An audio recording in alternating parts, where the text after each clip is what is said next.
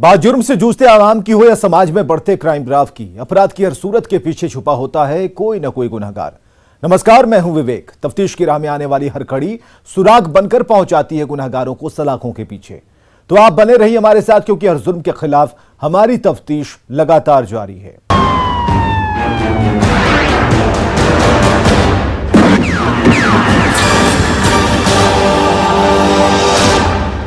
अगर आप बेरोजगार हैं और कोई आपको नौकरी का दिलासा देता है तो आपको हमारी यह खबर जरूर देखनी चाहिए, क्योंकि यह खबर आपकी आंख खोलने वाली है। देखिए बेतिया से आई इस रिपोर्ट को। क्या कोई आपको नौकरी का दिलासा देता है?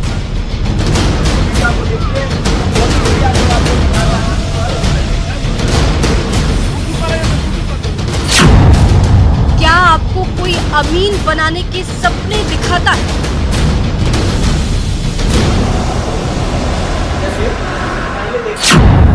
अगर हाँ, तो हो जाइए होशियार।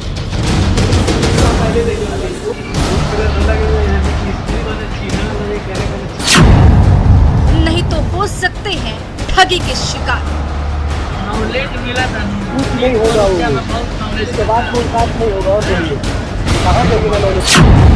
बेतिया में खुलेआम घूम रहे हैं जालसाज।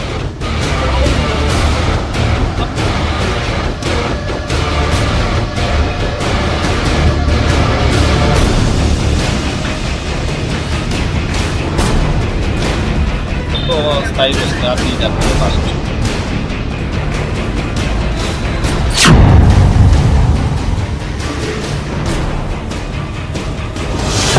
जिला पश्चिम चंपारण, जगह राजकीय उत्क्रमित उर्दू मध्य विद्यालय शाहपुर परसौनी बेतिया।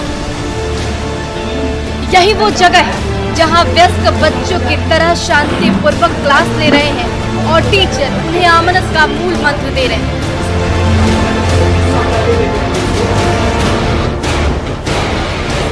ये वो बेरोजगार युवा है जो नौकरी की लालच में आकर अमानत की ट्रेनिंग ले रहे हैं, क्योंकि इन्हें प्रशिक्षण के बाद सरकारी नौकरी का सब्ज़बाग दिखाया गया।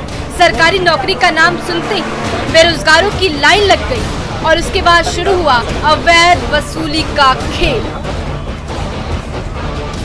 जी हाँ, सही सुना आपने, अवैध वसूली और नौकरी के नाम पर ठगी। क्लास लेने वाला कोई और नहीं बल्कि ये ठग है।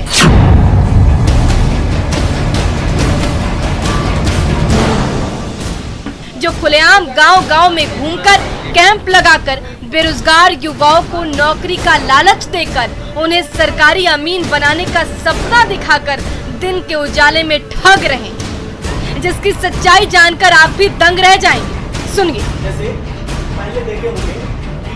एडमिशन लिए थे अमीन कोर्स करने के लिए, जो बोले थे कि 45 दिन का प्रशिक्षण है, आपको मतलब 300 रुपया में एडमिशन लेगा और 400 रुपया मतलब एग्जाम देने के बाद आप 80% नंबर लाते हैं तो आपको 6200 रुपया में और अस्थायी नौकरी दी जाएगी। लेकिन आज मीडिया द्वारा जांच पड़ताल करने के बाद पता चला कि ये एकदम फर्जी है, जो कोई भी मतलब नौकरी का ही नहीं है, सिर्फ प्रशिक्षण देंगे, उसके अलावा कुछ नहीं। मतलब एक तरह से फर्जीवाड़ा था, एक तरह से जलसाजी था, बच्चों लोग को फंसाया गया था। सही सुना आपने, बेरोजगारी एक ऐसी बीमारी है जिसे दूर करने के लिए युवा हर एक मुमकिन कोशिश कर रहे हैं।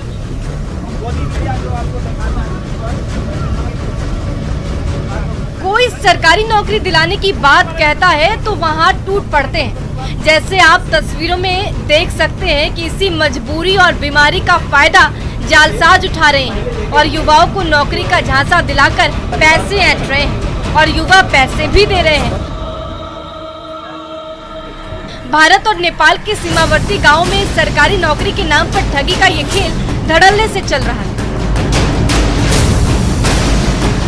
इसके शिकार मैनाटाड़ प्रखंड के खम्हिया, इनरवा, सकरौल, घोड़पकड़ी, धूमाटाड़, जसौली, बैरिया, मरजादवा, परसा, माधुरी, शाहपुर, परसौनी सहित आधा दर्जन से अधिक गांव के युवा हैं। इन गांव में कैंप लगाकर एक संस्था की ओर से अमानत तकनीकी प्रशिक्षण परियोजना के नाम पर पैसे की वसूली की जा रही है। बेरोजगार युवाओं से आमदनी की ट्रेनिंग के नाम पर रजिस्ट्रेशन के लिए 710 रुपए दिए जा रहे हैं और 45 दिन की ट्रेनिंग देकर 6,200 रुपए की मानदेय दी जाती है।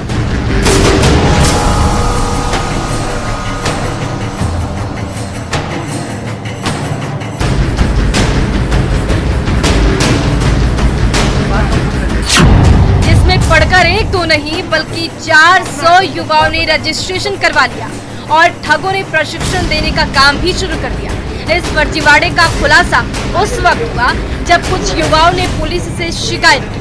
उसके बाद बहाली कर रहे संस्था के 3 सदस्यों को इनरवा थाने की पुलिस ने थाने बुलाकर पूछताछ शुरू की। जब पुलिस ने सख्ती से पूछताछ की तो तीनों ने सारे राज उगल दिए। पूछताछ में ही खुलासा हुआ कि बहाली करने वाले तीनों युवा अलग अलग जिले के रहने वाले हैं, जिसमें मोतिहारी जिले के मधुबन निवासी संदीप कुमार झा, जबकि जमुई के चकाई निवासी मुकेंद्र कुमार और मोतिहारी के मधुबन निवासी शिवशंकर कुमार शामिल। तीनों अनुदेशक के पद पर तैनात थे। इसके बाद पुलिस ने तीनों से कागजात मांगा तो तीनों के पसीने छूटने लगे। उसके बाद तीनों की जमकर फटकार लगाई और कानूनी कार्रवाई का हवाला देकर छोड़ दिया। उसके बाद मैनाटांड प्रखंड के वीडियो पंकज कुमार ने फर्जीवाड़े कर रहे तीनों अधिकारी को बुलाया और फिर से पूछताछ की और फर्जी पाए जाने पर जमकर फटकार लगाई और पैसे वापस करने की हिदायत दी। उसके बाद तीनों ने सभी युवाओं का पैसा वापस कर दिया, लेकिन कार्रवाई किसी ने नहीं की। पैसा हम लोग दिए तो उसको रिटर्न कर दिया है, लेकिन ऐसा नहीं होना चाहिए। जो काम होना चाहिए सही होना चाहिए। ये चीज मतलब ये गरीबों के लिए, बच्चों के लिए ऐसा ही सरकार से ठगी हुई है। बच्चे ऐसा ही परेशान है, बेरोजगारी का आलम है, उसमें भी ये सब लोग आ रहे हैं, 300 रुपया 400 रुपया दे रहे हैं, एडमिशन कर रहे हैं, ऐसे और बच्चों की परेशानी हो रही है। ये सब चीज गलत है। पैसा इसलिए रिटर्न कर रहे हैं क्योंकि वीडियो साहब बोले कि आप निःशुल्क पढ़ाइए, आपका ये निःशुल्क पढ़ाइए, निःशुल्क पढ़ाएंगे, पैसा रिटर्न कर दे रहे हैं। वीडियो साहब बोले कौन संस्था चला रहे थे आप लोग? क्या कौन सा संस्था चला रहे थे? सानवी लोक सेवा सह तकनीकी शिक्षण संस्थान। क्या उसमें क्या उनसी का पढ़ाई हो रहा था? अमानत की पढ़ाई होती है। बता रहे थे लोग कि ये सरकारी मतलब अस्थायी सरकारी नौकरी इसमें मिलेगी पढ़ने के बाद। क्या अगर यदि कोई 80% लाते हैं परीक्षा जैसे होगा 1 महीने पर सेशन के बाद उसका परीक्षा होगा, परीक्षा में अगर यदि कोई 80% नंबर लाते हैं तो ये सानवी लोक सेवा सह तकनीकी शिक्षण संस्थान उसमें उसको अस्थायी रोजगार दी जाती है 6200 के मासिक।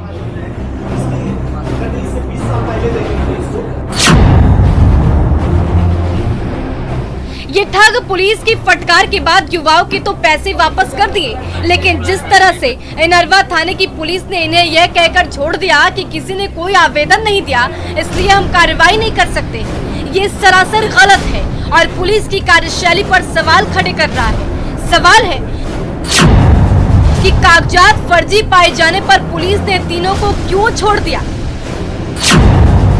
मामले पर पुलिस ने लचर रवैया क्यों अपनाया? क्या इनरवा थाने की पुलिस पैसे लेकर मामले को रफा दफा कर दी? वीडियो पंकज कुमार ने भी गंभीरता क्यों नहीं दिखाई? क्या गारंटी है कि ये युवा किसी और जिले में जाकर ठगी नहीं करेंगे? ये वो तमाम सवाल हैं जो इनरवा थाने की पुलिस और वीडियो पर खड़े हो रहे हैं, जिसका जवाब इनरवा थाने की पुलिस को देना ही पड़ेगा। न्यूज़ 18 भी आपसे अपील करता है कि सावधान रहें, सतर्क रहें और ऐसे जालसाजों के चक्कर में ना आए। अगर कोई नौकरी का दिलासा दिलाता है तो पहले पूरी जानकारी जुटाएं, आसपास के लोगों से पता करें, संदेह होने पर तुरंत नजदीकी थाने को सूचित करें। पिता बड़े अरमानों के साथ अपनी बेटी को डोली में विदा करता है और इस उम्मीद के साथ कि उसका पति उसका ख्याल रखेगा, लेकिन वही परमेश्वर रूपी पति शैतान बन जाए तो मायके से लेकर ससुराल तक तबाही मच जाती है और खुल जाते हैं सलाखों के दरवाजे। कुछ ऐसा ही हुआ है सिवान में। रिपोर्ट देखिए। दहेज के लिए फिर चली एक और बेटी।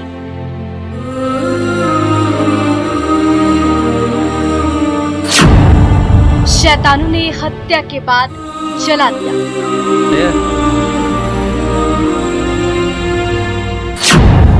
परिवार ने नहीं देखा बेटी का मरा मुंह।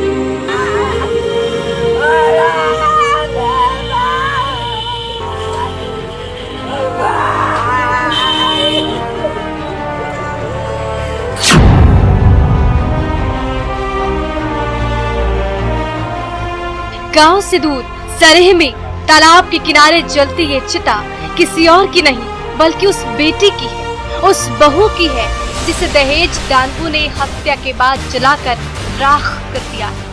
दहेज दानवों को ये लगा था कि वो ऐसा करके बच जाएंगे, लेकिन कहते हैं ना कि आग लगती है तो धुआं दूर तलक दिखाई देता है। वही हुआ, चिता से निकल रहे धुएं के गुबार ने शैतानों की सारे राज को खोल कर रख दिया। पुलिस मौके वारदात पर पहुंचकर जुट गई तफ्तीश। रूह कपा देने वाली ये तस्वीरें सीवान जिले के महादेवा ओपी थाना क्षेत्र के कोयरिया हकाम गांव से सामने आई, जिसके बाद गांव से लेकर पुलिस महकमे तक खलबली मच गई। सुनिए। घटना के बारे में वो लोग ना बताओ ना हमने के कौन कुछ नहीं बदला, हमने लाश फुकला के बाद जानला बनी से लाश जला दे रहे। हाँ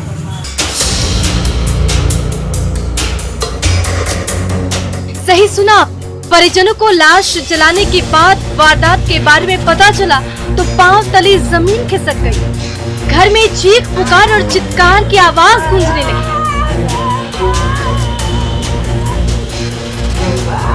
मां दहाड़े मारकर विलखने लगी। उसके बाद परिजनों ने पुलिस को खबर दी। सूचना मिलते ही पुलिस भी मौके पर जा पहुंची। जब पुलिस वहां पहुंची तो पता चला कि दरिंदों ने हत्या के बाद उसकी चिता में आग लगा दी।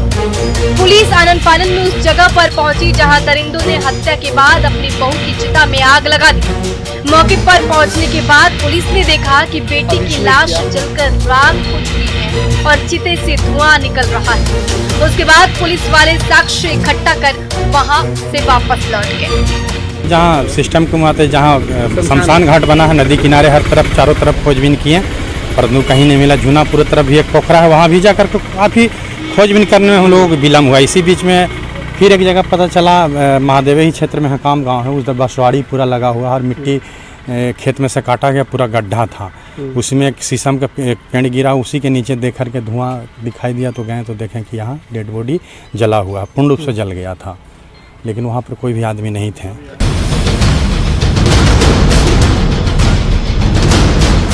दिल को दहला देने वाली इस वारदात के बारे में बताया जाता है कि गोपालगंज जिले के सेमरावना गांव निवासी रामदर्शन सिंह ने 2018 में अपनी बेटी सरिता कुमारी की शादी सीवान जिले के कोयरिया हकाम गांव के निवासी सोनू सिंह से की थी। तब पिता ने अपनी हैसियत के मुताबिक दान दहेज देकर बेटी को डोली में बिठाकर विदा किया था, लेकिन शादी के कुछ दिन बाद भी परमेश्वर समान सरिता का पति सोनू पैसे के लिए शैतान बन गया और सरिता को प्रताड़ित करने लगा और मायके वालों से पैसे मांगने की बात भी कहने लगा। सरिता के साथ मारपीट करने लगा, जिसे वो ससुराल की चार दीवारी के अंदर घुट-घुट कर सहती रही। रात रात भर सिसकती रही, उस उम्मीद में कि शायद आगे कुछ सही होगा, पति का दिल पिघल जाएगा, वो मान जाएगा। लेकिन पैसे के नशे में अंधा हुआ पति ना तो पिघला और ना ही अपनी 3 साल की मासूम बच्ची का ध्यान रखा और कर दिया ऐसा गुनाह कि सरिता रातों रात काल की काल में समा गई और शैतान पति यमराज बनकर उसकी उसी अग्नि में उसे झोंक दिया, जिसे 4 साल पहले साक्षी मानकर 7 फेरे लिए थे। एक बहन से एक बहन को छीन लिया, जिसका मरने के बाद किसी ने मुंह तक नहीं देखा। अगर देखने के लिए कुछ बचा है तो वो है सरिता की चिता पर पड़ी राख, उसकी अस्थियां और बेइंतहा दर्द देने वाली यादें जो ताउम्र उस दुखियारी माँ, पिता और बहन को तड़पाती रहेगी। सरिता की मासूम बेटी जो बार बार सरिता के खोने का एहसास दिलाती रहेगी। उनकर दियादिन बड़ी वो धमकी दिल बड़ी कि दहेज नहीं मंगाएंगे तो हम मार देंगे, तो वही तो काला तो वही खातिर वही खातिर मार दिहल बा। उनकर दियादिन सबसे हत्यारा बड़ी। इस विभत्स घटना के बाद से सरिता के ससुराल वाले घर छोड़कर फरार हो गए और पुलिस मृतका के परिजनों के फर्द बयान पर एफआईआर दर्ज कर आरोपी की गिरफ्तारी को लेकर खाक छान रही है। अफसोस कि अभी तक पुलिस के हाथ खाली और दहेज दानव गिरफ्त से बाहर है। सरिता कोई इकलौती बेटी या बहू नहीं है जो दहेज रूपी कुचक्र का शिकार हुई है। अनगिनत बेटियां हर दिन इस दहेज रूपी दलदल में फंस रही हैं और कागज के चंद टुकड़ों के लिए तिल तिल कर मर रही हैं। जरूरत है समाज को दहेज रूपी खंजर से बचाने की, जरूरत है पांव में लगे दहेज के बेड़ियों को तोड़ने की, दहेज दानवों को सख्त से सख्त सजा दिलाने की, ताकि फिर कोई सोनू शैतान बनने की हिम्मत न करे और फिर कोई सरिता ऐसी मौत ना मरे। न्यूज़ 18 के लिए सिवान से मृत्युंजय सिंह के साथ ब्यूरो रिपोर्ट।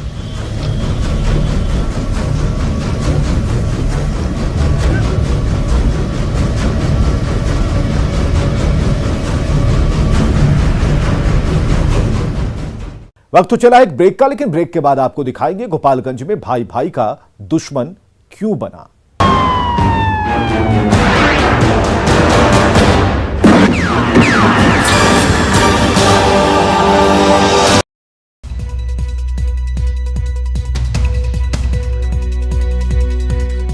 चलिए तो आगे खबर 1 मिनट की तरफ गौर करते हैं और आपको 60 सेकंड में खबरों का विश्लेषण दिखाते हैं। आपका क्या नाम है?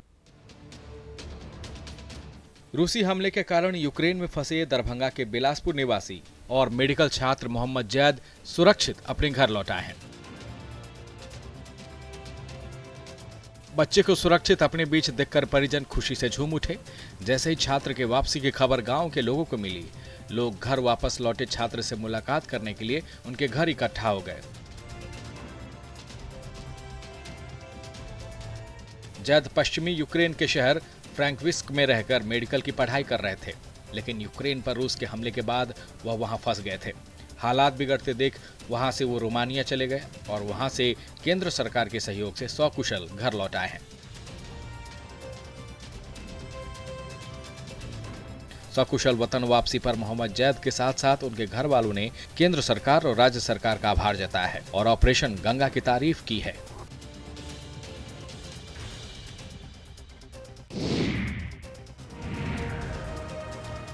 अपने पालतू कुत्ते मालिबू के साथ भारतीय छात्र ऋषभ कौशिक यूक्रेन से भारत पहुंच ही गया है। ऑपरेशन गंगा के तहत भारत सरकार की ओर से चलाए जा रहे मिशन के तहत ऋषभ अपने डॉगी मालिबू के साथ ही भारत पहुंचा है। एक वक्त ऐसा भी आया था कि खार्किव में national university of radio electronics में सॉफ्टवेयर इंजीनियरिंग में 3rd ईयर के स्टूडेंट ऋषभ ने अपने कुत्ते के बिना यूक्रेन से लौटने से साफ इनकार कर दिया था। कुत्ते के साथ आने के लिए अप्रूवल नहीं मिलने की वजह से वो भारत नहीं लौटना चाहता था। अपने प्यारे से डॉगी मालिबू से बेइंतहा प्यार करने वाले ऋषभ का कहना था कि अगर अकेले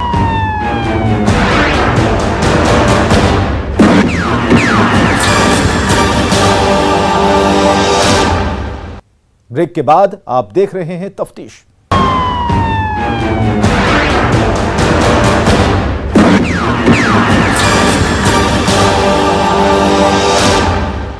गोपालगंज में जमीन के टुकड़े ने भाई को ही भाई का दुश्मन बना दिया। दोनों भाइयों का परिवार सरेआम एक दूसरे से भिड़ गया।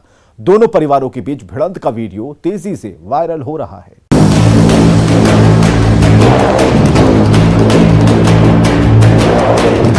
कोई घूसे पर घूसा जड़े जा रहा है तो कोई धारदार टांगी से वार किए जा रहा है। जमीन के छोटे से टुकड़े का झगड़ा ऐसा गहराया कि भाई ही भाई का दुश्मन बन बैठा। ये वायरल वीडियो है फुलबरिया के भागवत परसा गांव का, जहां भूमि विवाद को लेकर दो भाइयों का परिवार ही आपस में भिड़ गया है। एक तरफ है बड़े भाई बसंत कुमार और दूसरी ओर है छोटे भाई नरेंद्र प्रसाद। दोनों आज एक दूसरे के खून के प्यासे हो गए हैं। दरअसल एक दूसरे के आमने सामने रहने वाले दोनों भाइयों के बीच पुश्तैनी जमीन पर कब्जे का झगड़ा कई सालों से चल रहा है। जब बड़ा भाई अपने घर की दीवार पर प्लास्टर करवाने लगा तो छोटे भाई का परिवार लाठी डंडे लेकर टूट पड़ा। दीवार की प्लास्टर खरोचने लगा तो बड़े भाई पर टांगी से वार करने लगा। देखते ही देखते बीच सड़क पर पटका पटकी होने लगी। तभी दोनों परिवारों की महिलाएं भी झगड़े के लिए कूद पड़ी। फिर तो और ज्यादा गर्मा गर्मी होने लगी। जैसे ही ये वायरल वीडियो गोपालगंज पुलिस के पास पहुंचा, पुलिस एक्शन में आई। जो भी साक्ष्य उन लोगों के द्वारा दिए जा रहे हैं, किस तरह की डिमांड थी, उसको भी संकलित किया जा रहा है। जो भी इसमें शामिल है उनकी गिरफ्तारी के लिए हम लोग कार्रवाई कर रहे हैं। जमीन को लेकर दो भाइयों के बीच छिड़ी जंग की तस्वीरें सोशल मीडिया में तेजी से वायरल हो रही है। इस सिलसिले में दोनों भाइयों ने एक दूसरे के खिलाफ एफआईआर दर्ज कराई है, तो गोपालगंज पुलिस की ओर से कार्रवाई की बात कही गई है।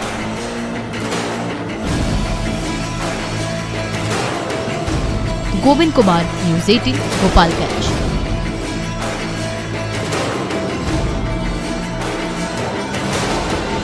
तो अपराधी चाहे लाख शातिर हो, तफ्तीश की दिशा अगर सही है तो बच नहीं सकता कोई गुनहगार सलाखों के पीछे जाने से।